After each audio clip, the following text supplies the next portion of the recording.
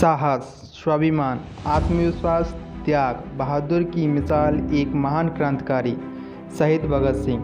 शहीद आजम भगत सिंह महज 23 साल की ज़िंदगी, लेकिन कुर्बानी की कहानी इतनी बड़ी कि युग भी कम पड़ जाए उसकी गाथा सुनाते सुनाते।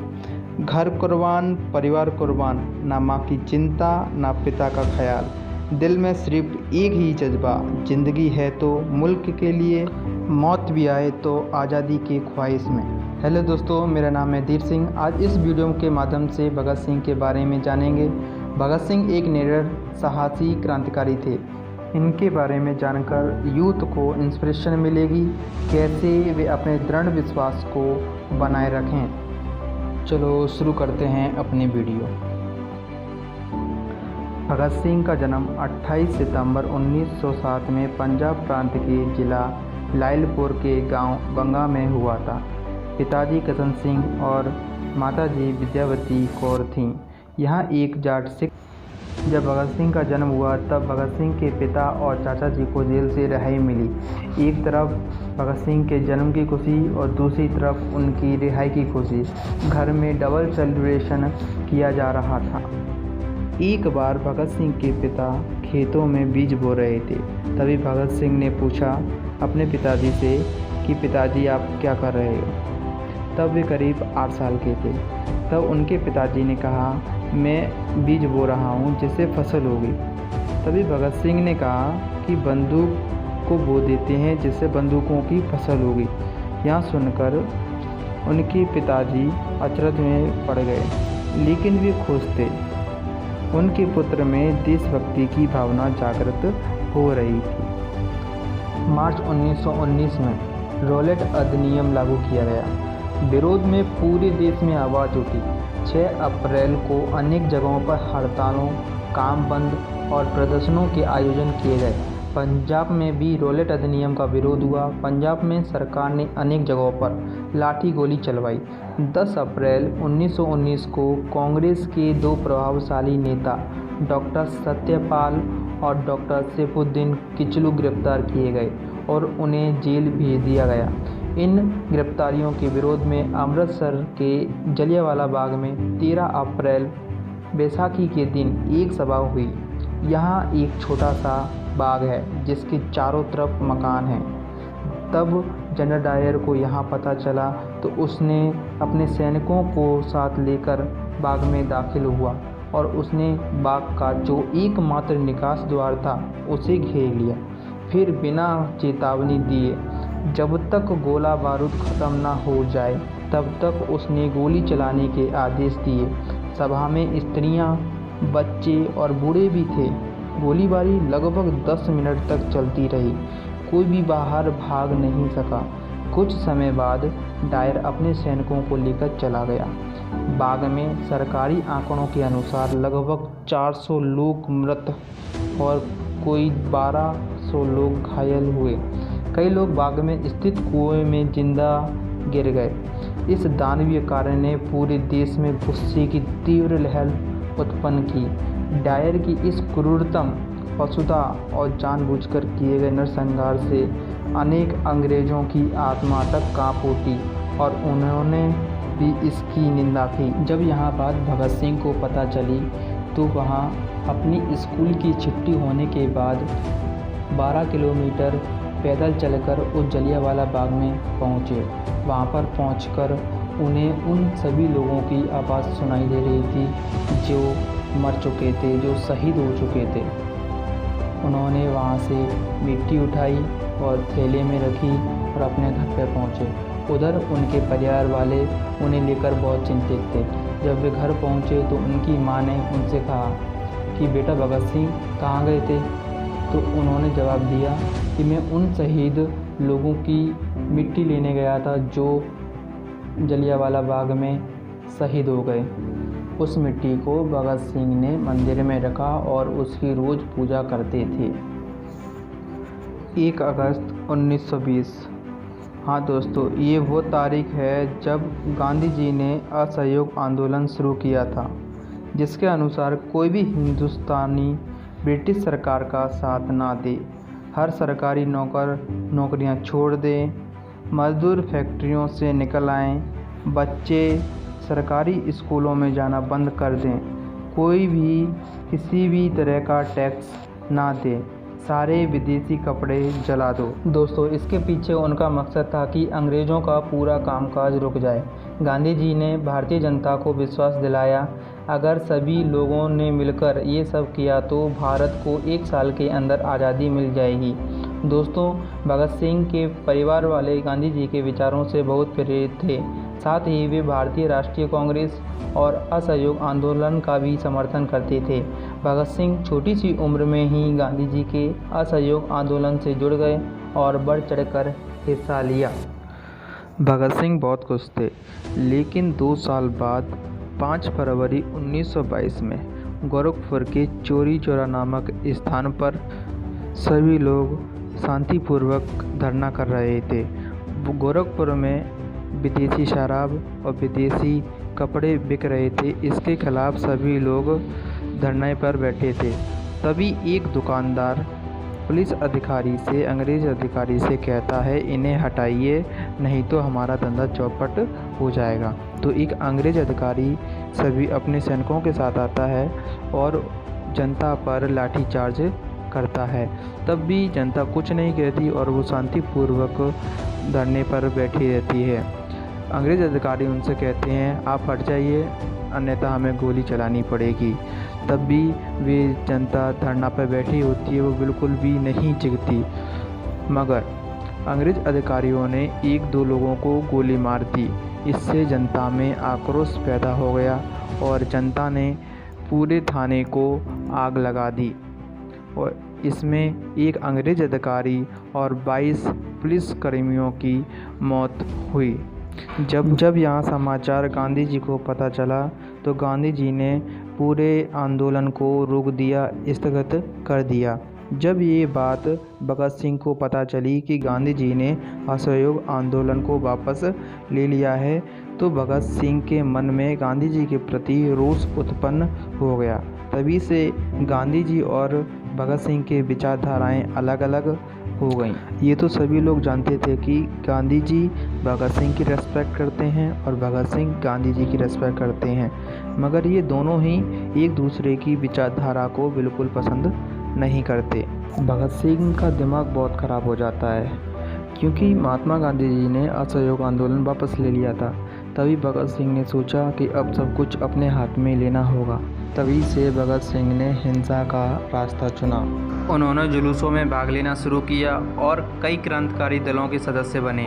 प्रमुख क्रांतिकारियों में चंद्रशेखर आज़ाद, सुखदेव और राजगुरु इत्यादि थे।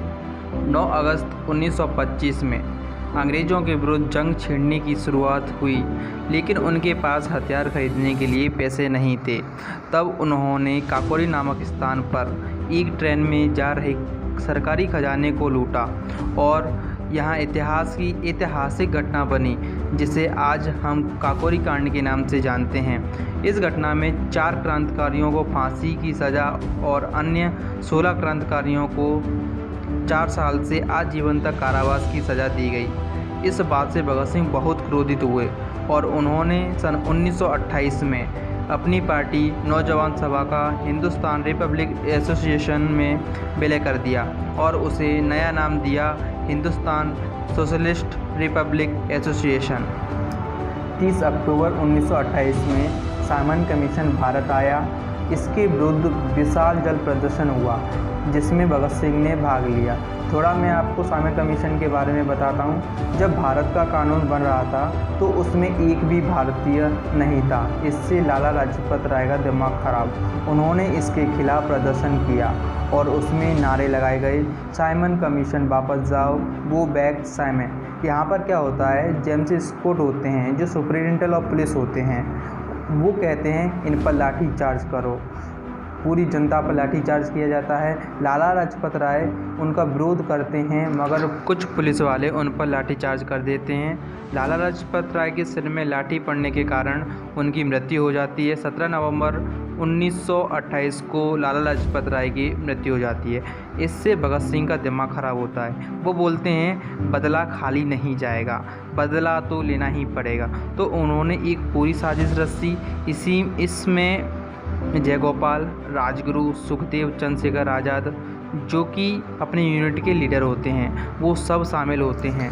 17 दिसंबर 1928 को ये सभी लोग कोतवाली पर तैनात हो जाते हैं। इनकी योजना थी कि इशारा मिलते ही हम इस कोर्ट को गोली मार देंगे, मगर गलत इशारा मिलने से सॉन्डर्स को गोली मार दी जाती है। सॉन्डर्स को मारकर उन्होंने लाला लाजपत राय की मृत्यु का बदला ले लिया, क्योंकि सॉन्डर्स भी उसी जालिम हुकूमत का एक नुमाइंदा था। सॉन्डर्स को गोली मारकर ये सभी भाग रहे थे और पीछे एक हिंदुस्तानी पुलिस कर्मचारी इनका पीछा कर रहा था। तभी चंद्रशेखर ने कहा उससे कि तुम चले जाओ, तुम हिंदुस्तानी हो, मैं तुम्हें नहीं मारूंगा। मगर वो पुलिस वाला नहीं माना, तो चंद्रशेखर ने उसे गोली मार दी और वहाँ से भाग गए। अब इनको ढूंढना शुरू हुआ। अंग्रेज़ अधिकारियों ने कहा कि कैसे भी कर कर इनकी पूरी यूनिट को पकड़ो, कुछ भी हो जाओ, कैसे भी पकड़ो, जिंदा या मरे हुए, कैसे भी करके मुझे ये चाहिए। तभी भगत सिंह अपना होलिया बदलते हैं, जिसमें वे अपनी दाढ़ी कटवा लेते हैं और बाल को भी कटवा लेते हैं और एक प्रॉपर सूट बूट में तैयार हो जाते हैं, बिल्कुल अंग्रेज़ अधिकारी की तरह लगते हैं। और वाइफ के रूप में भगवती चरण बोरा की वाइफ को अपनी पत्नी के रूप में बना लेते हैं, मतलब एक रोल निभाती हैं। भगवती चरण बोरा की जो वाइफ होती हैं वो भगत सिंह की नकली वाली वाइफ बनती है और सुखदेव उनका नौकर बनता है और ये तीनों इस प्रकार कलकत्ता को निकल जाते हैं। 8 अप्रैल 1929 में 2 बिल लाए गए। उनमें से एक पब्लिक सेफ्टी बिल और दूसरा ट्रेड डिस्प्यूट बिल था। पब्लिक सेफ्टी बिल में क्या था, अंग्रेज़ों ने भारतीयों से कहा ये तुम्हारी सेफ्टी के लिए है। इसमें क्या होगा कि इसमें किसी को भी बिना मुकदमा चलाए जेल के अंदर डाल दिया जाएगा। और जो दूसरा बिल था ट्रेड डिस्प्यूट बिल, उसमें क्या था कि कोई भी वर्कर अंग्रेज़ी हुकूमत के ख़िलाफ़ कुछ नहीं बोलेगा, वर्कर्स स्ट्राइक नहीं कर सकते और ना ही कोई ऑर्गेनाइज बना सकते हैं। इसी कारण भगत सिंह बहुत प्रोटेस्ट किया उन्होंने और बोला इससे कुछ नहीं होने वाला, चलो धमाका करते हैं। तो भगत सिंह ने बोला अपनी यूनिट में सभी से कि चलो असेंबली में जाकर बम फोड़ते हैं, क्योंकि उनका मानना था कि जब तक हम बम नहीं फोड़ेंगे तब तक कुछ होने वाला तो है नहीं। उन्होंने कहा था बहरों को सुनाने के लिए धमाका तो करना पड़ेगा। भगत सिंह ने असेंबली में बम फोड़ने के लिए कहा और ये कहा कि ये ब्लास्ट ऐसा होगा कि किसी को भी कोई चोट नहीं पहुंचेगी, ना कोई घायल होगा। हम इस तरह इस प्लान को बनाएंगे और लोगों को ये समझाएंगे कि अंग्रेज़ी हुकूमत के ख़िलाफ़ जंग छिड़ चुकी है। इस काम को अंजाम देने के लिए भगत सिंह और बटुकेश्वर दत्त को चुना जाता है और ये दोनों 8 अप्रैल 1929 को असेंबली हॉल में जाते हैं और वहाँ पे उस स्थान को देखते हैं जहाँ पर कोई बैठा ना हो। उस खाली स्थान पर ये क्या करते हैं, पहला बम फोड़ देते हैं। बम में ज़्यादा विस्फोटक पदार्थ नहीं होते और सिर्फ धमाका होता है, किसी को कोई चोट नहीं पहुंचती। इससे पूरे असेंबली हॉल में हलचलें मच जाती है। फिर उन्होंने दूसरा बम भी फोड़ा और पूरे असेंबली हॉल में बहुत हंगामा होता है। भगत सिंह और बटुकेश्वर दत्त ने पर्चे फेंकना शुरू किए और इंकलाब जिंदाबाद के नारे भी लगाए। इस प्रकार वहाँ खुद को गिरफ्तार करवा लेते हैं। वो गिरफ्तारी इसलिए थी क्योंकि वो बताना चाहते थे पूरे देश के कोने कोने तक कि अंग्रेज़ी हुकूमत के ख़िलाफ़ जंग छिड़ चुकी है। इसके बाद भगत सिंह को जिस जेल में ले जाया गया, वहाँ पर उन्होंने देखा कि अंग्रेज़ अपराधी और भारतीय अपराधियों के बीच काफ़ी भेदभाव किया जा रहा है। वहाँ पर हिंदुस्तानियों का जीवन बहुत दुखदायी था। जेल प्रशासन द्वारा उपलब्ध कराई गई सुविधाएं, रसोई क्षेत्र और भोजन चूहे तथा कॉकरोच से भरे पड़े थे और जो वर्दियाँ उन्हें पहनने के लिए दी गई थी वो कई सालों से नहीं बदली गई थी और पढ़ने के लिए ना ही किताबें थीं और ना ही लिखने के लिए कॉपी पेन। वहीं दूसरी ओर अंग्रेज़ अपराधियों को सारी सुविधाएं उपलब्ध कराई गई थी। तभी भगत सिंह ने संकल्प लिया, जब तक खाने के लिए अच्छा खाना और पढ़ने लिखने के लिए कॉपी किताब और साफ़ सुथरे कपड़े पहनने के लिए नहीं दिए जाएंगे तब तक हम खाना नहीं खाएंगे और हमारे साथ इंसानों जैसा बर्ताव नहीं किया जाएगा, हम खाना बिल्कुल नहीं खाएंगे। जून 1929 को जहाँ से शुरू होता है इनकी भूख हड़ताल का दिन। बटुकेश्वर भी उनके साथ थे। उनके साथ अंग्रेज़ ऐसे जुल्म उठाते थे जिसकी कल्पना करके रूह तक कांप जाए। उन्हें बर्फ़ पर घंटों तक कोड़ों से पीटा जाता था और उनके मुंह में ज़बरदस्ती दूध डाला जाता था, मगर उनके हौसले इतने मजबूत थे कि उन्होंने दूध की एक बूंद भी शरीर के अंदर नहीं जाने दी और आगे इसी प्रकार उनके और साथियों को भी गिरफ्तार कर लिया जाता है। उन्होंने खुद को गिरफ्तार इसलिए कराया था कि वे चाहते थे कि हमारा मुकदमा न्यायालय में जाए और ऐसा ही हुआ, क्योंकि न्यायालय में जाने से ये खबर समाचार पत्रों में जाएगी और समाचार पत्रों के माध्यम से देश के कोने कोने में ये खबर पहुंचेगी। इससे क्या होगा, सभी लोगों में देशभक्ति की भावना जागृत होगी। इस प्रकार भगत सिंह एक क्रांति लाना चाहते थे और ऐसा ही हुआ। बाद में भगत सिंह को लाहौर जेल में शिफ्ट कर दिया जाता है। वहाँ पर भी भगत सिंह की भूख हड़ताल शुरू रहती है। इसी को देखकर और क्रांतिकारी भी भूख हड़ताल पर बैठ जाते हैं, जिसमें सुखदेव, राजगुरु, जतींद्रनाथ दास भी शामिल होते हैं। जेल में उन्हें कई दिनों तक पानी नहीं दिया जाता है और उन्हें तड़पने के लिए छोड़ दिया जाता है। कई बार तो उनके मटकों में दूध भर दिया गया, जिससे वो भूख की तड़प से, प्यास की तड़प से उस दूध को पी ले, मगर उनके इरादे इतने मजबूत थे कि उन्होंने दूध के मटके भी फोड़ दिए और अपनी भूख हड़ताल जारी रखी। 13 सितंबर 1929 को एक महान क्रांतिकारी जतींद्रनाथ दास की मृत्यु हो जाती है। उन्होंने 63 दिन तक भूख हड़ताल करी और 63 दिन के बाद उनकी मृत्यु हो जाती है। इस मृत्यु के कारण पूरा भारत देश हिल जाता है और उनकी जिद के आगे अंग्रेज़ सरकार को अपने घुटने टेकने पड़ते हैं और अंग्रेज़ सरकार को भगत सिंह की सारी मांगें पूरी करनी पड़ी। 5 अक्टूबर 1929 को भगत सिंह ने अपनी भूख हड़ताल को तोड़ा। वे करीब 116 दिन तक भूख हड़ताल तक बैठे। क्या आपको पता है, भूख हड़ताल से पहले भगत सिंह का वज़न 60 किलो था और भूख हड़ताल के बाद भगत सिंह का वज़न 53-54 किलो तक रह गया। और आपको पता है, जब तक भगत सिंह जेल में रहे तब तक उन्होंने बहुत सारी किताबें पढ़ी और उनकी एक सख्त डिमांड थी कि कोई भी उनसे मिलने आए वो अपने साथ एक किताब लेकर ज़रूर आए। जब उन्होंने 1923 को नेशनल कॉलेज में एडमिशन लिया था तब उन्होंने करीब 300 किताबें पढ़ी थीं। उन्हें जब भी समय मिलता, जब भी उन्हें खाली समय लगता, तब वे किताबें पढ़ने के लिए बैठ जाया करते थे। 26 अगस्त 1930 को अदालत ने भगत सिंह को भारतीय दंड संहिता की धारा 129, 302 तथा विस्फोटक पदार्थ अधिनियम की धारा 4 और 6F तथा IPC की धारा 120 के अंतर्गत अपराधी सिद्ध किया और 7 अक्टूबर 1930 को 68 प्रश्नों का निर्णय दिया गया, जिसमें भगत सिंह, राजगुरु और सुखदेव को फांसी की सज़ा तथा अन्य क्रांतिकारियों को आजीवन कारावास की सज़ा सुनाई गई। 23 मार्च 1931, हाँ दोस्तों, ये वही तारीख है जब भगत सिंह, राजगुरु और सुखदेव को फांसी की सज़ा दी गई थी। अदालत ने 24 मार्च 1931 को सुबह के समय तय किया गया था इनको फांसी देने के लिए, लेकिन अंग्रेज अधिकारियों ने 23 मार्च को फांसी दे दी, क्योंकि भारतीय जनता में भगत सिंह की फांसी को लेकर बहुत आक्रोश था।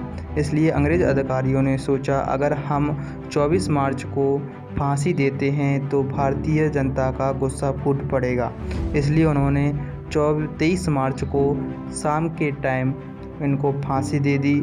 और जब पुलिसकर्मी इनको बुलाने के लिए इनके पास पहुंचते हैं और इनसे कहते हैं कि आपकी फांसी का वक्त हो चुका है, तो भगत सिंह कहते हैं, ज़रा ठहरिए। एक क्रांतिकारी दूसरे क्रांतिकारी से मिल तो ले, और अपनी किताब को ऊपर उछालते हुए इनसे कहते हैं, चलिए। जब यहाँ फांसी वाली जगह पर जाते हैं तो यह गाना गा रहे होते हैं और उस फांसी वाले तख्ते पर पहुंचकर ये अंग्रेज़ अधिकारियों से कहते हैं कि हमारे हाथों को ना बांधा जाए और ना चेहरे को ढका जाए। तब अंग्रेज़ अधिकारी इनसे कहते हैं कि चेहरे को तो ढकना पड़ेगा। तब ये तीनों एक दूसरे के गले लगते हैं और नारा लगाते हैं इंकलाब जिंदाबाद और शहीद हो जाते हैं। और पीछे के रास्ते से इन्हें फिरोजपुर ले जाया गया और वहाँ पर सतलज नदी के किनारे इनके शरीर के टुकड़े किए गए और इनके शवों पर केरोसिन ऑयल डालकर इन्हें जलाया गया।